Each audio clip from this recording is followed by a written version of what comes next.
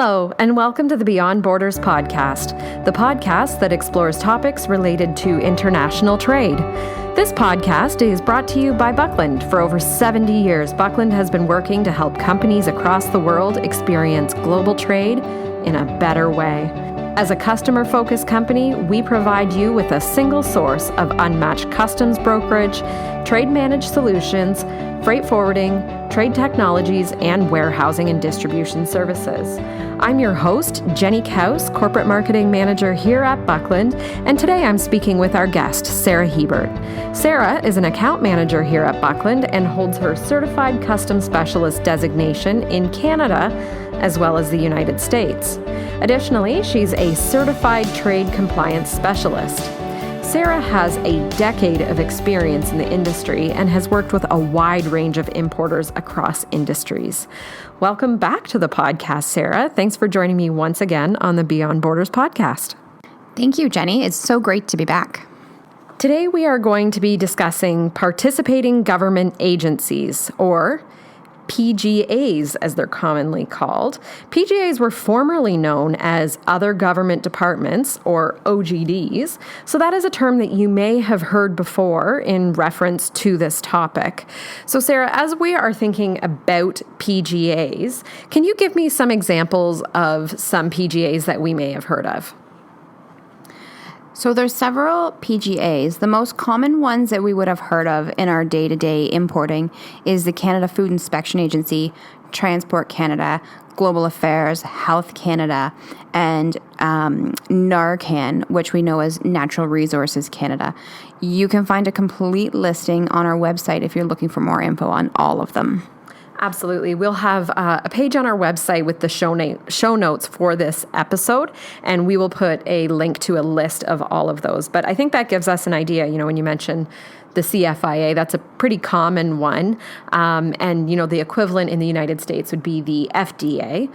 So these are some that we've heard of course, that are going to be kind of commonly known to everybody. What is the role of these PGAs? What do they do? So each PGA has a role to play and specific requirements, but they all play the role of keeping Canadians and our resources safe and protected from harm.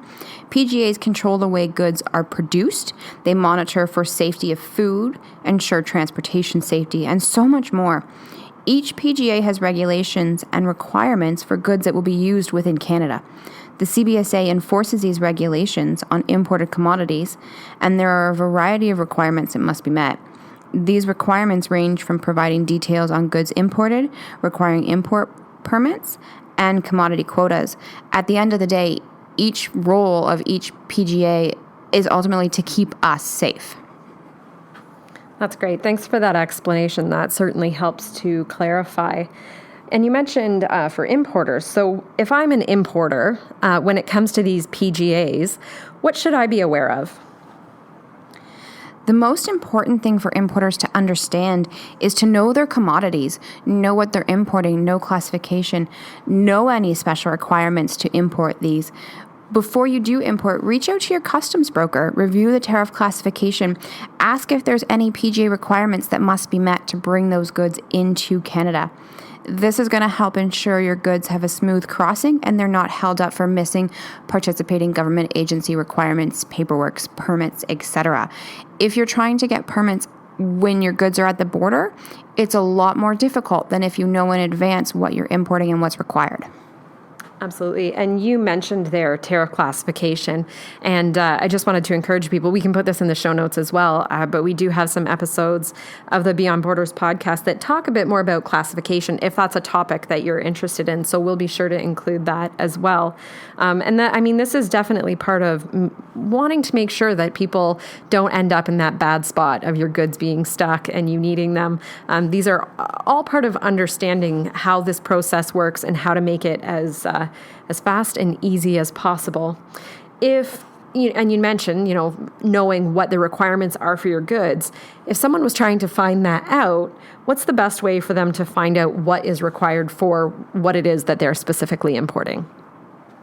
The easiest way to find that out, Jenny, is to ask your broker. Your broker is an expert on importing goods. They know the requirements. If you would like to do some digging yourself, every PGA has a website. They all have different commodities. If you go on their website, it's going to tell you if you're importing this is what you need. We do have a link that we will include as well to all of these PGA websites, because unfortunately there is not a shared website. They do each have their own information available. Yeah, absolutely. We will include that so that you can find out more. And you mentioned working with your broker. Obviously, that's a very important thing when you're importing, to make sure that you've got all of your I's dotted and T's crossed. What does a broker need to know if your goods are being regulated under a PGA, and how do they kind of know what information that they're going to be transmitting to customs about these PGAs? Your broker needs to know as much as possible about the goods you're importing. On your paperwork, there will be a description. There will be an HS classification that indicates to them what the goods are. A broker system is set up with CBSA, with regulations. When they're inputting that information to transmit, if anything additional is required for a participating government agency, it triggers them to alert them. So say, for example, you're importing something that requires a food import permit or a quota. When you enter that line into the entry, it's going to ask for the permit number. It's going to ask for your quota number.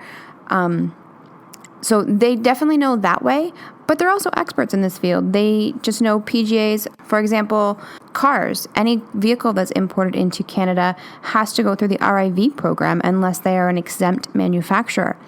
The RIV program requires information on vehicles, including the manufacturer, the date of manufacturer, the country of origin, and other various details, as well as a title for the vehicle. They need this information because they need to ensure that that vehicle meets Transport Canada's safety rules and is fit to be on the roads in Canada. Not every country has the same requirements for their vehicles.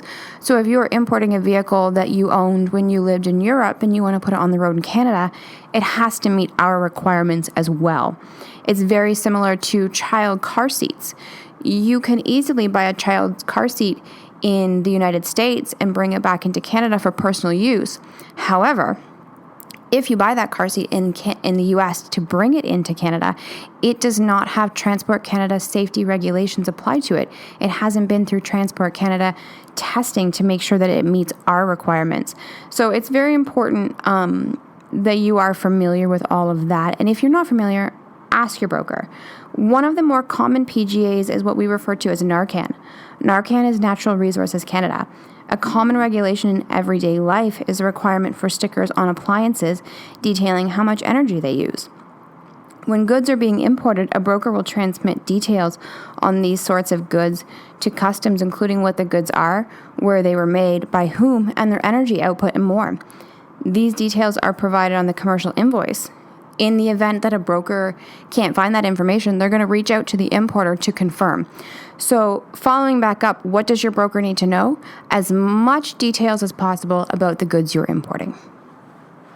That's great. Thank you very much for that, Sarah. And I think that that's very helpful to understand, sometimes when your broker is asking you questions, this is why, they want to make sure that they have all those details so that when, you are crossing, you're not held up, and that we have all of this information ahead of hand. So that's really, really helpful for us to get kind of that full range. And I really also appreciated those examples. I know I've noticed that on appliances as well when you're buying them, and it will show that energy output, and you kind of wonder why that is. This definitely makes more sense now. So thank you for that.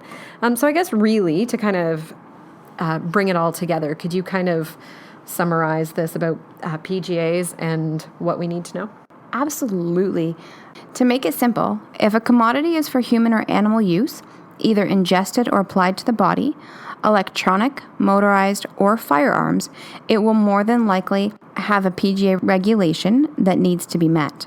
In these cases, a broker can inform you about special paperwork that may be required, that you should provide as many details as possible on your Canada Customs invoice. By being proactive and knowing the goods you're importing, it'll help create a smooth import, preventing delays. One thing I cannot stress enough is to have that relationship with your broker. If you have questions, reach out to them. Your broker is there to support you. They can't do their job without information from you. That's really, really good advice. And if somebody has questions about this topic, what do you recommend that they do? If anybody has questions, we would invite you to reach out to us at Buckland by email. You can reach us at csagroup@buckland.com. If you have any questions at all, or if we can be of service in any way, we definitely welcome those questions. You can also check out our website for lots of information. Mm-hmm. Yeah, I think that's great advice. And the one thing that I will mention as well is, in addition to this podcast on this topic, there's also a learning guide on this topic. So if you're looking for this information in more of a printable format, if you want to be able to share with others or have it as a bit of a helpful resource for yourself, either printed or digitally, check out our website. If you go to buckland.com, along the top, you'll see learning. That is going to take you to all of our information, podcasts, webinars, learning guides. Please do go check that out, because we do have one on this topic on these participating government agencies. So please do go check that out. And we hope that that will be a helpful resource for you. Speaking of helpful, Sarah, thank you so much for your help today in talking about this topic. I certainly know a lot more about PGAs now, and I really appreciate you taking the time to talk to myself and to the listeners of this podcast. So thanks for your time. Thank you so much for having me, Jenny. That's the Beyond Borders podcast for today. Thank you so much for listening, and thank you to our guest, Sarah Hebert, for joining us and sharing your expertise. If you're looking for more resources related to international trade, check out buckland.com and click the learning section across the top of the website. Here you'll find a range of resources, including learning guides, webinars, and podcasts. Our downloadable learning guides include a range of topics from Incoterms, common trade terminology, how to avoid border delays, and many, many more. We also host live monthly webinars and invite you to sign up online to secure your spot for an informative presentation followed by a live Q&A session. The best way to keep up to date on all of these resources is through our weekly newsletter. We send out a newsletter every Wednesday containing our latest resources, as well as a roundup of the latest trade news delivered right to your inbox. If you have any questions, please feel free to reach out to us through our website's Contact Us page, through Twitter, where our handle is @BucklandTweets, or on our LinkedIn company page. Thank you for listening to the Beyond Borders podcast, and be sure to tune in again and subscribe for more great conversations about importing, exporting, and everything else in the world of logistics and international trade.